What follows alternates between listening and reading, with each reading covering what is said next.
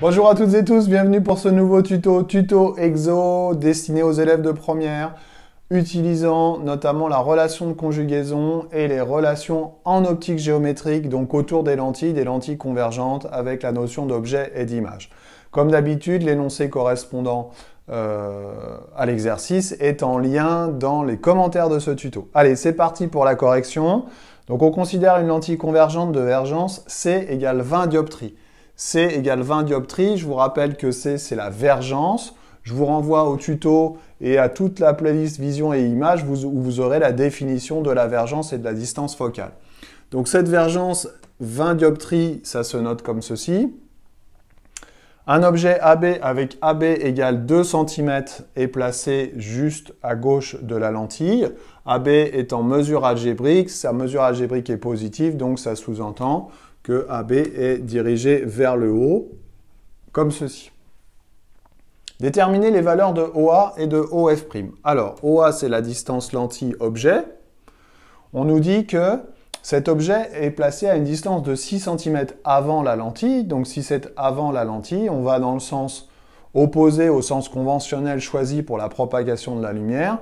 Donc, la mesure algébrique va être négative. Donc, la distance OA, lentille-objet, va être égale à moins 6,0 cm. Donner les valeurs de OF'. OF', c'est la distance focale. La distance focale image de la lentille, qu'on note aussi des fois F' comme ça. Pour trouver cette distance focale, c'est l'inverse de la vergence.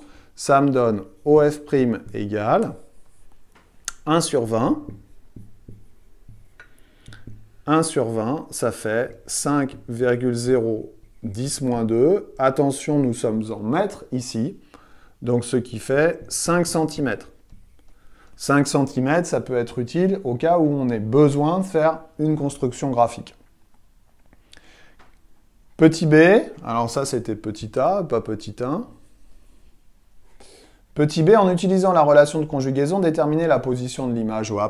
Donc là aussi, j'ai fait un tuto pour expliquer comment on manipule cette relation de conjugaison. Relation de conjugaison que j'aurais écrit ici. 1 sur OA' moins 1 sur OA égale 1 sur OF'. Je cherche OA'. Donc 1 sur OA' égale 1 sur OF' plus 1 sur OA.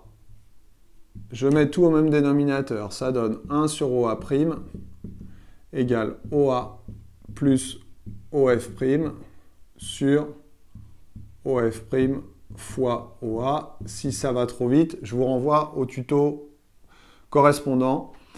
Et donc OA' égale, je renverse la fraction, fois OA sur OA plus OF'. Alors, application numérique. Attention. Attention aux mesures algébriques. Donc, je vais l'écrire en dessous. Application numérique, pof, OA' égale. OF', on l'a calculé. 5-10-2 fois OA. OA, c'est moins 6 cm. Donc, moins 6, 10-2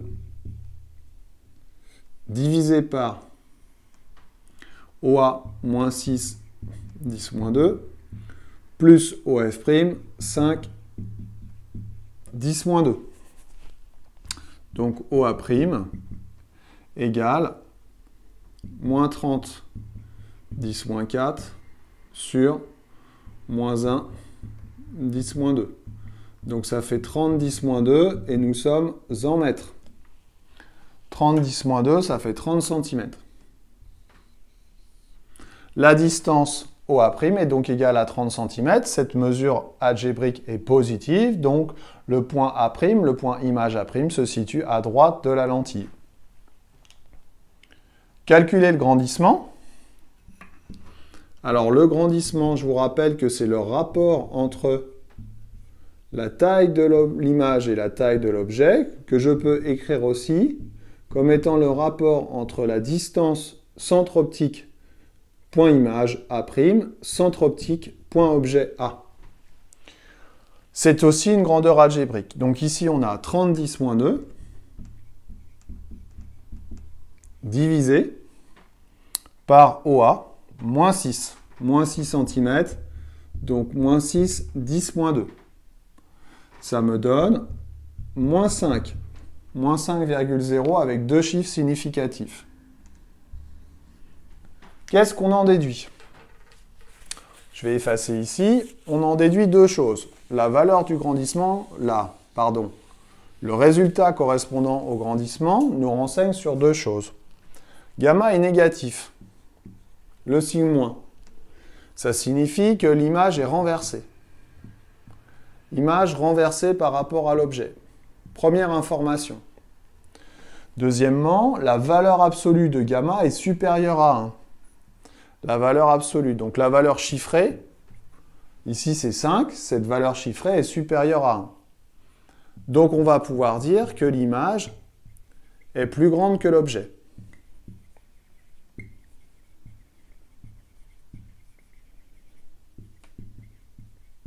Voilà les deux informations qu'on va pouvoir déduire de ce calcul du grandissement. Informations qu'on va pouvoir vérifier si on fait la résolution graphique.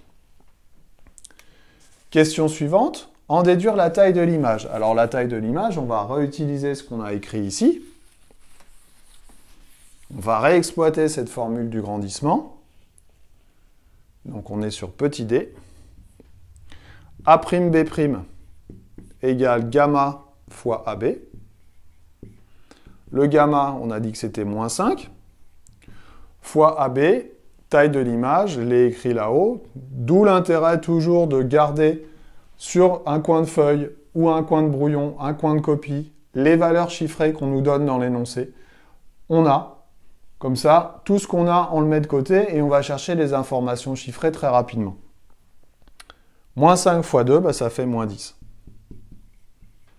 Alors, moins 10, là je suis en centimètres, on fait attention, donc ça fait moins 10 cm. Ça veut dire quoi? Ça veut dire que on retrouve le signe négatif, donc que l'image est renversée, bien entendu, et l'image est bien 5 fois plus grande que l'objet. Caractériser l'image obtenue selon sa taille, son sens et sa nature, les trois caractéristiques de l'image, comme on a d'habitude. J'en ai déjà donné deux ici, l'image est renversée, l'image est plus grande que l'objet, deuxième caractéristique. Et troisième caractéristique, puisque OA' est positif, l'image va se situer à droite de la lentille. On va donc pouvoir dire que l'image est réelle. On a donc les deux caractéristiques qui sont là, renversée, plus grande que l'objet, et réelle. Voilà, petit exercice d'application sur l'optique géométrique.